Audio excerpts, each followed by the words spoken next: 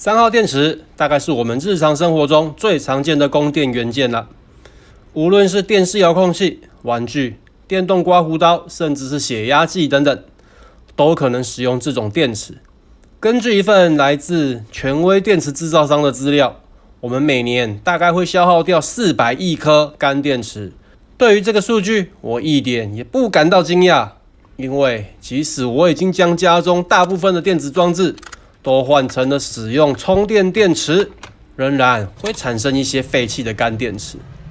在今天的影片中，我并不是要说服大家都改用充电电池，而是因为我自己就是一个大量的电池使用者。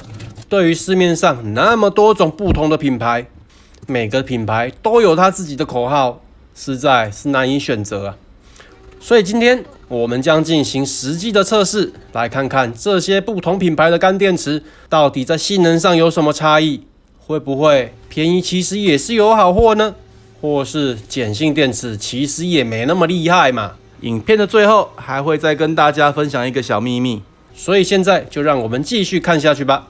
这是一个定电流负载，我们很简单的来看一下它的电路原理。因为 OP 电路的回收特性就是会把负端电压调到和正端相等，因此我们设定正端电压为1伏，就等同于把负载电压锁定在1伏，以达到定电流的效果。搭配这个10欧姆负载电阻，再加上电池来供电后，电池回路的电流就可以被控制在恒定的 0.1 安培。可是，一旦我们把电池电压抽取到低于这个电压之后，电流就会开始逐渐变小啦。所以在实际测试时，我们就必须把这个电压再设小一点，以确保电池的电压在被抽取到1伏之前，都可以维持电流恒定。既然电流是恒定的，那接下来我们就只需要监视电压变化的情形，就可以抓取出电池的放电曲线啦。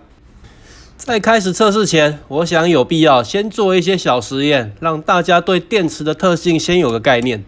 我们都知道，3号电池的额定电压都是号称 1.5 伏，但这个电压其实是会随着电量和耗电的情况而变化的哦。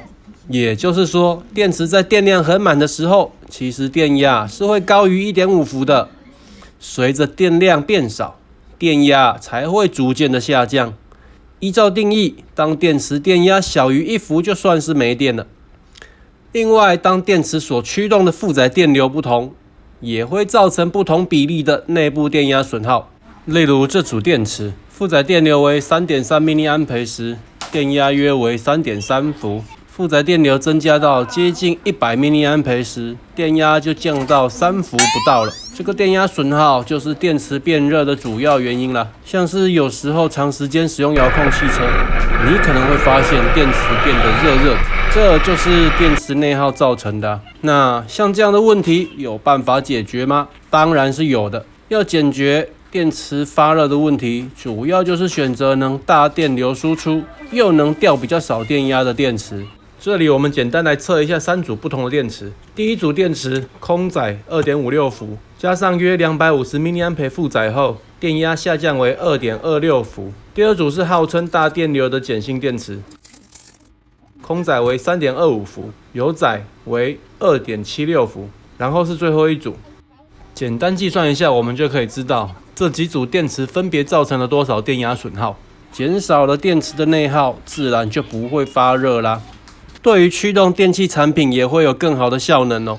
那除了发热，一般使用错误的电池，造成了输出电压减损，对实际使用上又会有什么影响呢？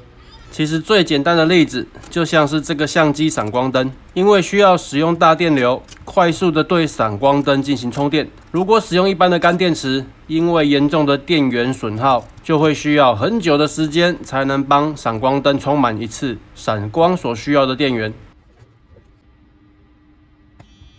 我们可以看一下这个红色指示灯，当红灯亮起，就代表充电已满。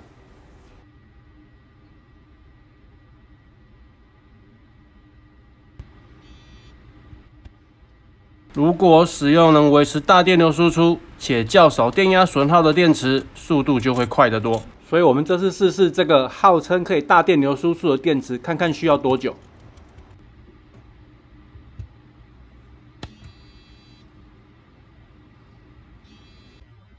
只需要3秒，比起上一颗电池需要23秒，的确是快了很多。最后来试一下这个号称 Pro 的充电电池。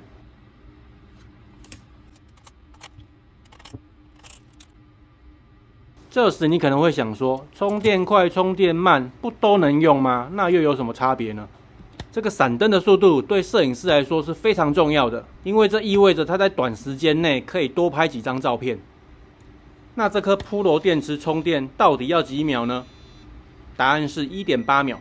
所以我们一般在选用电池的时候，只要电池出力能满足负载的需求，接下来还需要考虑的应该就只有储存电量的多寡了。当然，我其实更在意的是电池会不会漏液。不过今天我们不谈这个，就先来看看如何测试储存的电量啦。这台是高精度的3用电表，我们用它来监视电压变化的情形。首先可以看一下，我们先用电源供应器来模拟电池的电压，不论电压调整为几伏，电池的回路电流都会维持恒定。我们就用这个环境来测试所有电池的放电情形，因为电池一般都存在自我放电的问题，意思就是就算你不使用，时间久了它电还是会漏光，所以电池的新鲜度也是一项需要注意的规格。另外，关于电池的价格，就用我当时在 Momo 上购买的实价参考一下就好。我们准备的这一些电池离保存期限都还有很长的时间，所以都算是新鲜的。现在我们已经对电池的特性有了基本的认知，我们另外做了2个定电流负载的模组，利用这台电表可以一次监测3个电压的功能。来把这所有电池都测一遍吧。今天要测试的电池都是全新开封的，我们等等在开封后先量一下初始电压，然后就会直接进行放电实验了。完成后，我们把实验的结果都记在这份表格中。我们会以3颗电池为主来进行测试。开始前，我们先量一下初始电压。第一批的这3颗电池电压分别为 1.668 伏、1.586 伏、1.608 伏，看起来是都差不多。然后在每次装上电池开始放电时，都再重新校正一下参考电压。再来就静待结果吧。这个放电的结果，如果我们就以定义来看，1伏就算是没电了。绿色这条线是 GP 超霸的电池，也真的有点虚啊，才不到1小时就已经低于1伏了。另外，这个电压的不规则变化不知道是怎么了，总之就参考看看吧。然后再接下来，咖啡色这条线是 Everyday 永备电池，这个倒是很令我意外。这颗欧鸟电池，在我印象中一直感觉起来是很厉害的，结果其实它的特性也就跟 GP 差不多而已啊，太令人意外了。再来这颗飞利浦的碱性电池，倒是令我有点感到惊艳啊，因为它在我的名单中是因为便宜才上榜的，想不到撑了将近5个小时才掉到1伏以下，大概是因为它是碱性电池，跟碳芯的根本不是同一个档次，是我把它摆错位置了。再来，因为这个曲线，我们从缩时摄影中就可以看到，大约到 0.9 伏以下，其实电流就有略微下降了，所以线图低于1伏的部分，应该是会再更陡峭一些的。总之，低于1伏，参考价值就不大啦。完整的特性就等全部做完再整理吧。换下一批。第2组参赛选手是尽量电池、金鼎电池以及 Panasonic 钛电池。初始电压分别为 1.614 伏、1.598 伏、1.622 伏，看起来是都差不多。一样用250 mA 电流放电，看看各个电池电压会有什么变化。电量最多的是绿色这条线，这是金鼎电池，不愧是有长效保证的电池。不过另外2颗电量其实也都差不多，这3颗都是在约9小时左右，电量完全耗尽。但若以1伏标准来看的话，黄色也就是尽量电池，其实是在3小时左右就低于1伏了。金鼎和钛电池则是大约 7.5 个小时。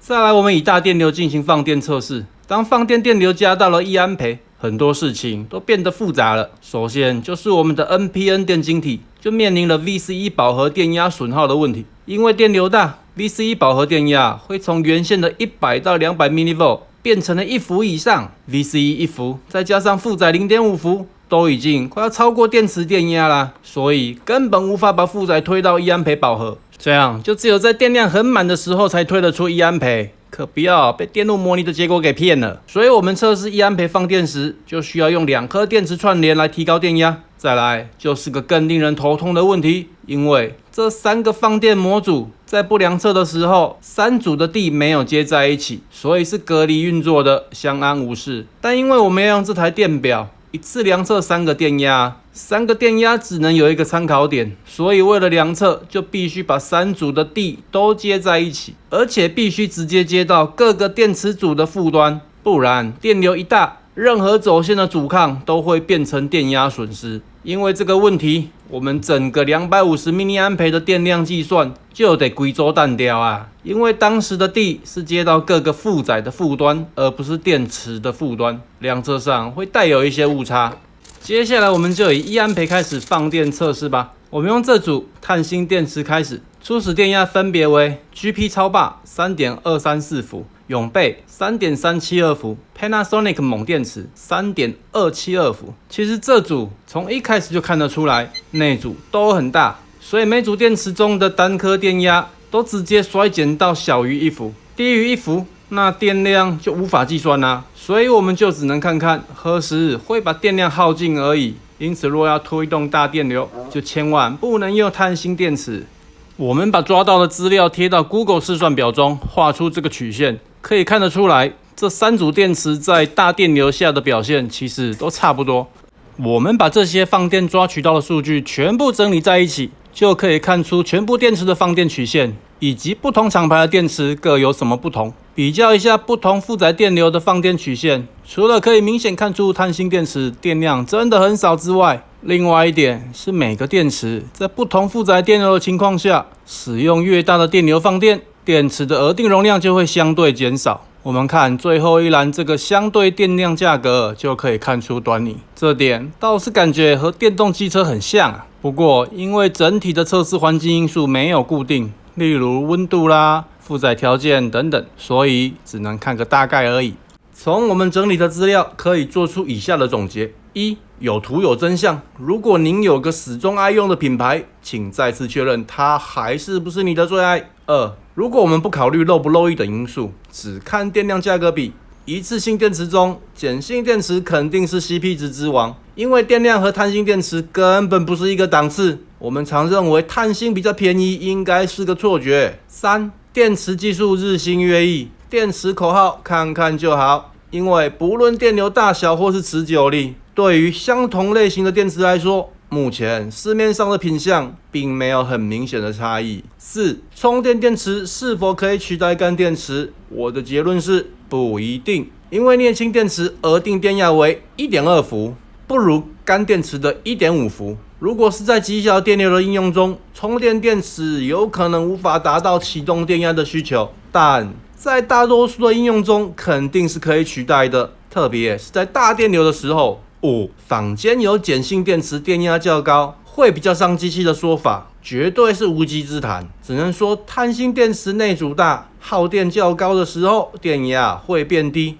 哦，对了，最后回到一开始说的小秘密，我们一般在分辨电池类型的时候，除了从标签上可以知道它是碳芯还是碱性电池，你看看这些电池屁股的形状，有没有发现什么呢？希望今天的影片对您日后的电池选购上有点帮助。如果你喜欢今天的内容，请帮忙点赞加订阅哦。我们下部影片见啦，拜拜。